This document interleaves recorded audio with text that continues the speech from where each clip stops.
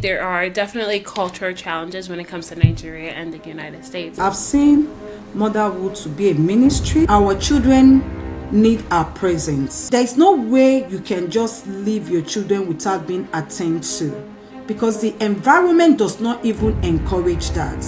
What would your advice be for mothers relocating and having to deal with the challenges of mothering while also building a career? Mothers need to. Today's verse of the day comes from Psalm 127, verse 3. Children are a gift from the Lord. They are a reward from Him. Hello, everyone. Welcome to this week's episode of Busy Moms Get It Done, where we encourage moms to follow their passions and be the best mother that they want to be. I am your host, Esther Shittu, mom of three, an AI writer and reporter. Today's guest is Dr. Adeola Adeniyi.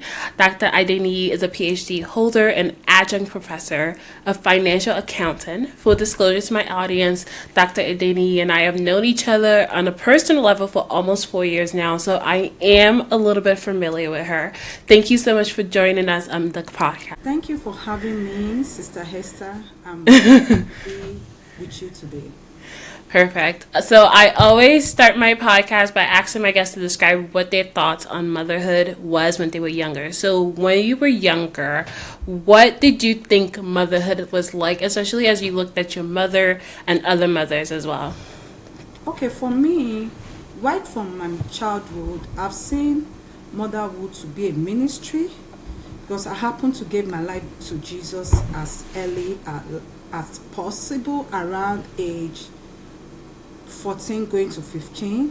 So with the understanding of God that I have, makes me to see motherhood as a ministry. What did you think about career? Did you think about you wanted to do something, or did you always want to work in financial services? You were an internal audit supervisor in Nigeria. So how did you get to that point in your career? Okay, in the area of career, I'm a figure person. I like numbers. So right from my teenage age, I've always loved to be a finance person, an accountant, and that is the reason why I chose accounting as my first degree, because I'm a number person. I love numbers, and in terms of destiny, anything that you do without struggle, it can be what you are called to do. For me, I don't struggle with number. It just comes naturally. So it makes me to follow that path of career. And since I've started the path, it has been so great for me, because it's what I love to do. So what was your motherhood journey like? When did you start the journey of becoming a mother? And we discussed a lot offline about like how easy it is to become a mother in Nigeria versus being a mother here. So can you discuss both and their challenges? Motherhood for me has been so interesting. Ministry wise, I started my ministry journey as a children teacher. So before having my own children, I've been a mother to some other children, because I got married at the age of 29 and I have my first baby at the age of 30. So I was privileged to have some children under my care. And I also started my professional career as elementary school teacher. That also has led me to have the opportunity to know how to take care of children. And I'm a kind of a person that loves children so much. I love them so much. And apart from that, I also love imparting people positively. So I see teaching as a way of imparting good values in the life of little ones. So by the time I started having my own children, it just come naturally, because I have been privileged to nurture children that are not mine before having my own. So it makes it more easier for me to be able to pour myself in my children with the help of God. I love how you said that was easy. So you had it at 29. You've already been, like, I guess, rearing some or helping to raise other children and other ministry, being a teacher and such. And then you had it at 30. I mean, there's a difference, I have to say, between helping people, you get to give them back, versus like having your own and bringing them in. Was there any shock value at all? Okay, thank you for that question. Do not forget that I said in time of ministry, I started as a children teacher in the church. And the way things work in Nigeria, as a teacher, it is expected of you to correct a child appropriately when that child goes in a wrong way. It is allowed in our country compared to United States, to the extent that you can discipline a child when that child goes wrong, apart from talking to that child.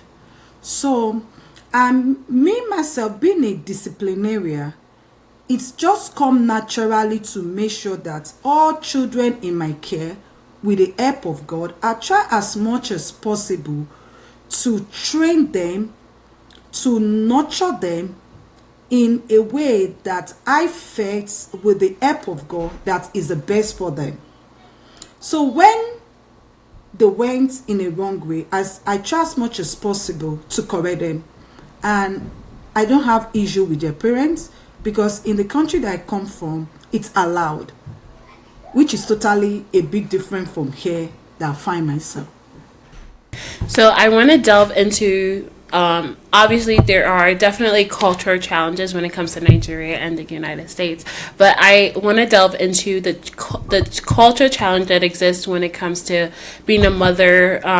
Offline, I believe you have mentioned, like, you kind of have a community, right, that's helping you. Obviously you are a community with other people, but when you had your children, you had a lot of people to help you there, versus when you come here. Can you speak a little bit about that? When I had my first child, being a banker, because when I left teaching, I moved into financial industry. So I was a banker in Nigeria. And banking in Nigeria, it involved a lot. So when I had my first baby, immediately after 3 months, I need to return back to work. So what happened is, my mom came around, and we've already had a plan. Me and my husband agreed to get a school not far from my place of work. So when we're going in the morning, because we live home together, me and my husband. So when we're going to office, I drop my daughter in a creche, which is not far from my office, because I always close late sometime. And immediately I close, I will go to the creche to pick her up, and we will all go home together. So we leave home together, we come home together 5 days in a week. But my mom still stayed with me for a couple of months before she returned back to our location. But notwithstanding, I still always leave home with my daughter then and come back home with her. But sometimes, if there's a reason for me to leave her home with mom, I do that. When you came to the United States, did your strategy around motherhood change at all? Did you have to like reorient yourself, especially with the challenges that comes with the state?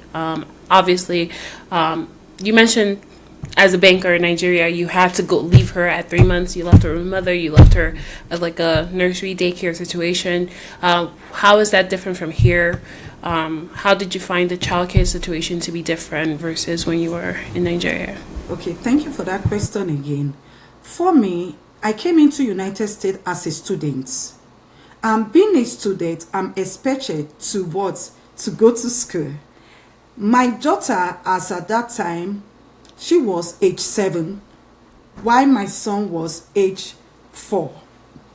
So I need to enroll them in a school. It was so good for me. Whenever I want to go to school, is the time for their school too. So I will drop them in the school, before going to my own school in the morning. And most of the time, I finish my course before them. So that helps me to pick them up from school, because in United States, you have to what? Do the school run yourself. Unlike Nigeria, that you can easily get someone to help you out. All this thing is being done by myself without any help. So sometimes I leave school to pick them up. Sometimes I close school before them. I love one of the things that I found very interesting is the fact that you were in the financial industry in Nigeria. You continue to be in the financial industry here in the States. Did you have any qualms about maybe changing career or changing course at all when you came here? Okay. For me, I do not really have any reasons to actually change my profession. The two professions that I've pursued way back home are still same profession that I'm into. Way back home, I'm a teacher, and I'm also a banker, a finance person. And currently in United States, I'm a professor. I also into financial industry. I have my own finance business that I'm doing personally, so I'm still juggling the two together because both are my passion. That makes sense. What would your advice be for mothers relocating and having to deal with the challenges of mothering while also building a career / starting over from scratch, like in a new country? Okay, my advice for all mothers, they're coming from other country to United States or to any country that is different from the country they were originally from, is they need to be available for their children, because here our children need our presence. There is no way you can just leave your children without being attended to, because the environment does not even encourage that. So we, as a mother, we need to try as much as possible to let our presence in the life of our children be felt by them, because they need us. The environment is already lonely, so the children want us to always be there for them. So we should try as much as possible to work out our schedule in a way that will give us time for our children. I like that, but I find that just to challenge that thought a little bit, and maybe some people will say, well, where do you find time, right? Because I think one of the things that I was alluding to before is the fact that obviously there's just this idea that everyone will help you, in Nigeria, and here there are people who have that like village, but they don't really have that help, right? So how do you speak to someone or a mom who's like, well, I have to work, I have people back home who are dependent on me, and my kids, they're just they have to kind of deal with the consequences of that. Okay, for those kind of mother, my advice for them is they still need to try to make sure that they make the time available, because working, it's good. Creating time for children is good, but we can still balance it. If it is possible to work at least 40 hours in order for you to have the remaining hours for your children, I would say do it, than working like 80 hours, 90 hours, not even having any extra time for the children. I think that is not too good enough. I know you need, as a mother, we need money, or as a parent, we need money. But when we have this money, without being present in the life of these children, we will end up spending the money to reshape their life later in future, which I pray that will not be the portion of anyone. So it's advisable that we should try as much as possible create time out of no time for these children. We just have to be intentional about creating time for them, because our presence in their life is more than money to them. When we invest our time in the life of our children, it's more than money to them. because we find ourselves in a situation whereby when the children grow up, they can be self-sufficient on their own if we mothers has already invested time in them, because we are in a country that is the environment is very conducive. We have enabling environment.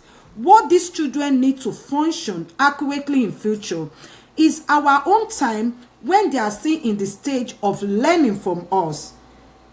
When I say time to what? To correct them, time to discipline them, time to encourage them, time to nurture them, to direct them in the right path so that they will not go wrong in life. I think that I would like to know what that looks like on a practical level, especially from your own your own experience, because I know that you juggle both. You follow your passion. You do what you have to do, but you also make time for your children. You like to you like to cater to them.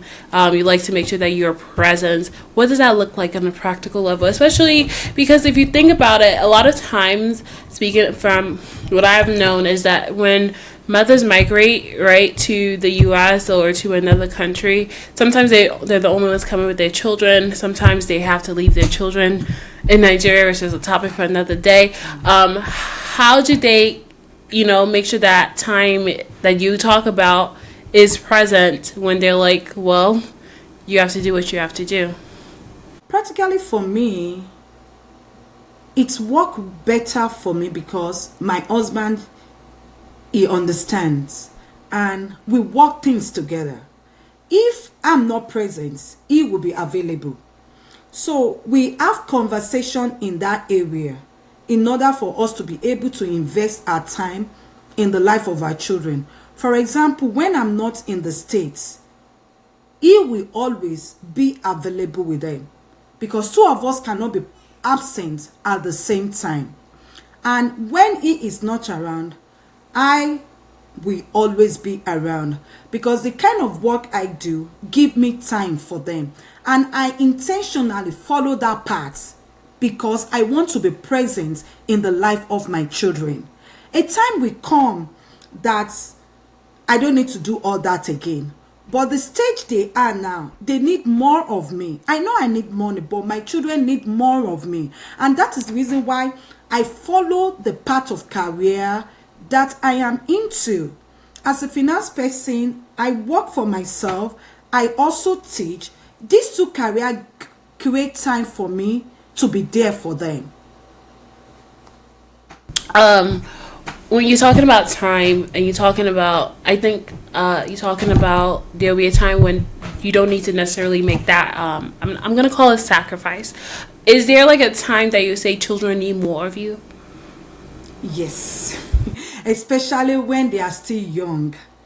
They need more of you because the word of God says that train up a child in the way he should go, and when he grow, he will not depart from them. They spend less time in their schools. Most of the time, they spend it at home with we parents. So it is, for me, I think it's necessary as a mother for me, the little time that I can commit to their life at that age, I believe it will help them. Because my little one, he asks questions a lot. He will always come, Mom, can I ask you a question? I'll say, go on, son. He will ask questions, which I believe you knew him very well. Assuming I'm not there, I know people may be around that he can ask them such question, but that moment that he asks question and I could provide answer, it create bond between both of us. It's every one of them, both the one that's in high school and in middle school. They ask questions, and if I'm not present in their life, they will ask other people, and if those people are not the kind of personality I am, they cannot give them the kind of answer that I can give to them, because sometimes most of my answer to them, I may need to refer them to the Bible based on my faith, just for them to have the clear picture of some of the questions they are asking. So that is the reason why I believe the little time we can create for these children will go a long way in their lives. I want to pivot over to finances. Obviously, you're a financial person.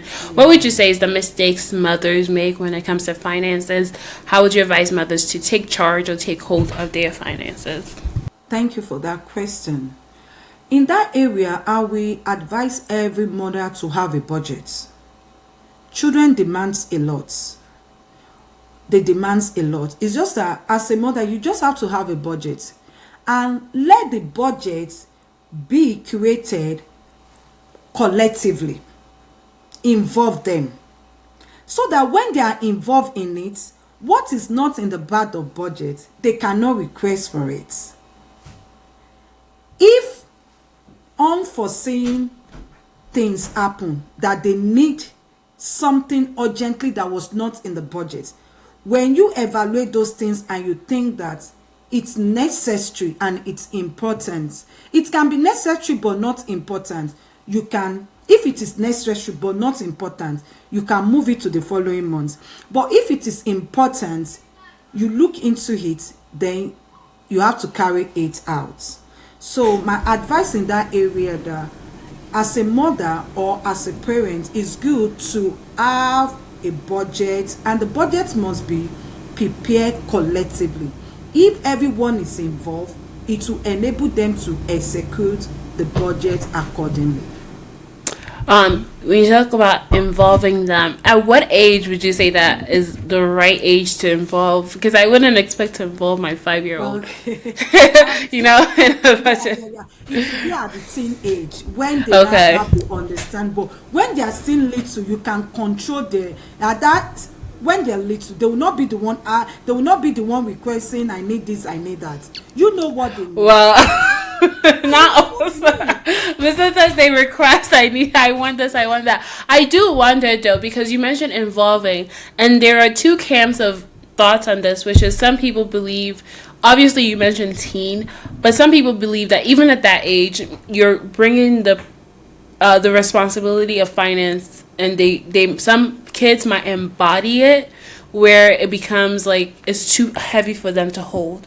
Do you like have any advice to making sure that it's not, like, for example, you don't want them to feel like, oh, we don't have enough, like they're worrying about money, so they restrict themselves. How do you make sure they're not, how do you make sure that they're free but they're realistic as well? Thank you so much for that question again. Based on what you just asked now, when a child gets to that level, let's say from age 10, age 10 is a responsible age. When you communicate, when you always have a communication with your child from that age, they understand. They will not have the feeling that you don't want to give them what they request for. They themselves, they will own on to you that, oh, okay, I need this, but mom does not want to give it to me with the best reasons that is clear to me. There must be communication. Anything we don't want to provide for them, we should let them see the reason why that thing is not important at that moment that they need it. When we do that way, they will not feel that mom does not want to give me what I request for. I need to be thinking of how to generate money myself. We should not let our children to get to that age. We should always have communication with them. We should teach them how to be responsible and how to be proactive. When they need something, they should be able to know when they need something. And when they need something, it's not at that moment that they need it. They should communicate, oh, mom, I will be needing things, this and this at this so time. So that as a mother, we'll be able to provide for it before the time they need it. So we should be able to teach them responsibility, accountability, and proactiveness. When we do all this, it will help them as they are growing in their own career too. So we get it to the point where I'm wrapping up, and so I always have questions that I present to my guests. One of it is, as a working mother, how do you juggle it all? What would be your advice to other moms who want to work and juggle it all? My advice to all working mother out there is, we've gotten to a stage where self-care is very important. Do not overwork yourself to the extent that you will not take care of yourself. Because it is in your presence that you can still make money to provide for the needs of your children. So as working mother, you need to make sure that you prioritize yourself, your family, yourself first, because it is when you are healthy that you can take care of your children or of the family. So your health is important. Your health is important. And as there is a saying that does that health is wealth. When you are healthy, you'll be able to create wealth. If you are not healthy, there's nothing you can do. So my advice for all working mother there is, prioritize self-care and try as much as possible, out of no time, be intentional in creating time for your children, because they are your future for tomorrow. We've talked so much, I think, on this podcast about sacrifice. You mentioned, I love what you said about, making the time now so that later on you can chase by what you want to chase by the grace of God, having the time later on. What other sacrifices did you make with motherhood or your career for both to exist? So what sacrifices did you make for your career, for your motherhood to exist? And what sacrifices did you make with your motherhood to have the kind of career that you want to have? And what sacrifices do you see other women making? In time of sacrifice, I would say it's time. It's time, because time itself is money. The time that I'm supposed to use to go and make money, I stop. I just have to be there. I just have to be there for them. I make sure I'm doing what will not take much of my time in order for me to have time for them. Because if I really want to get involved in a way I should get involved in my profession, I'll be so busy to the extent that there will not be time for them. So I sacrificed time, which I believe within a couple of years, I will gain back the money that I ought to have gotten. That makes sense. I definitely understand the sacrifice of that time. In your opinion, is it possible for women to have it all? How can they be the mother they want to be while still having the career that they want to have? Okay. No one can have it all. No one can have it all. But with the grace of God, we can have it. But no one can have it all. But with the grace of God, with the help of God, we can have it. That is awesome. Right. In what way has motherhood inspired you to go harder in your work or career? And in what way has your work inspired you to go harder as a mother? Well, I would say, for the sake of the legacy that I want to leave for my children, that is my drive, or that is what enhances me to pushing harder to move forward, to keep going, because I want my children to believe that smart work pays. When you work smartly, you will get reward for it. So I'm a kind of a mother that nurture with practical example. That is the kind of mother I am. I don't just talk the talk, I do the talk. And my children knows me for that. I can remember during my PhD time, they do see me reading overnight. They are used to it. They know who their mother is. And they themselves learned that from me. Well, thank you so much, Dr. Adeniyi, for joining us on the podcast today. Where can people find you? Where can they reach out to you? Yeah, they can reach out to me on my LinkedIn, Adeola Adeniyi. They can reach out to me on my LinkedIn, on my Facebook page. Adeola Adeniyi. On my Instagram, Adeola Adeniyi. They can reach out to me. They can anytime, any day. I will respond to them. Perfect. Thank you so much. Thank you for having Thank me. It's a you. pleasure being with you today.